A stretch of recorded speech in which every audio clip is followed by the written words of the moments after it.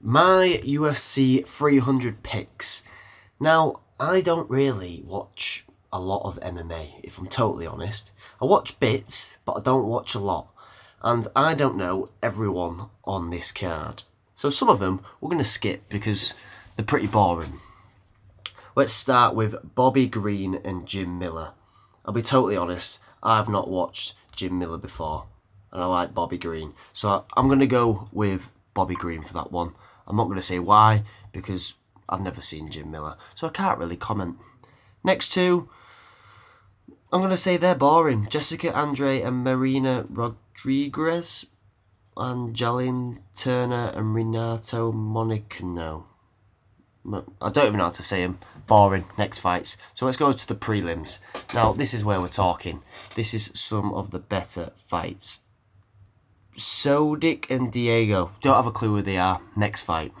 Holly Holm and Kayla Harrison. Now, Holly Holm, obviously known for beating Ronda Rousey, and then Kayla Harrison is coming from the PFL.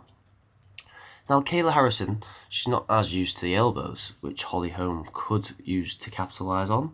But looking from past fights, I haven't watched too much of Kayla Harrison, but for that one personally, I'm going to go with Holly Holm.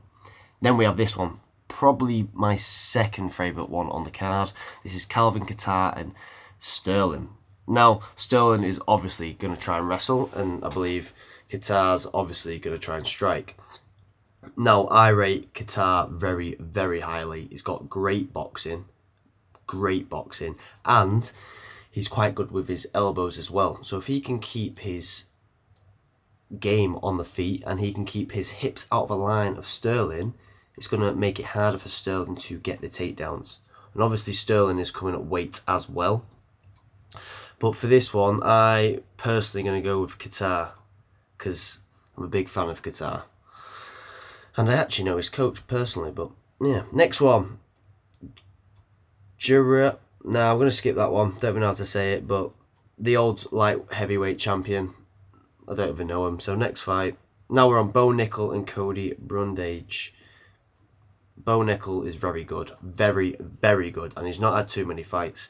And for that one, I'm just going to have to go with Bo Nickel. Now, Oliveira and Arman. I like Oliveira. I'm probably going to go with that. He's pretty well-rounded, but he does take quite a lot of shots. So if Arman can get these shots off, but as I don't watch too much MMA, I don't even know who Arman is, if I'm totally honest. So I can't really say a very fair comment on that one. Oh, now let's talk onto this one. Justin Gaethje and Max Holloway. Now, Gaethje is very, very efficient since working with Trevor. And I believe he's very calculated with his shots now. He didn't used to be. He used to take a lot of damage. But he has changed his game in the last, I want to say 5 fights, and really make a calculated decision with his MMA. I'm just looking at my phone, that's what I'm actually looking at. No script, because I don't do scripts around here, but it is the card. And Max Holloway, he is starting to take quite a lot of shots. He's starting to take a lot of damage, which could have an effect, and Gaethje hits very, very hard. Max is obviously coming up weight, and when he fought Dustin Poirier, he did look pretty small. So for me, on that one, I'm most likely going to go for Gaethje for the fact that he's coming up weight, and Max did look very small against Poirier, and he struggled with the power. He couldn't put power on Poirier, and he couldn't really, I don't think, affect him with his strikes too much in the power sense. And Gaethje hits very, very hard. Moving on to the next one, we have Wayne and Zhan. China v China.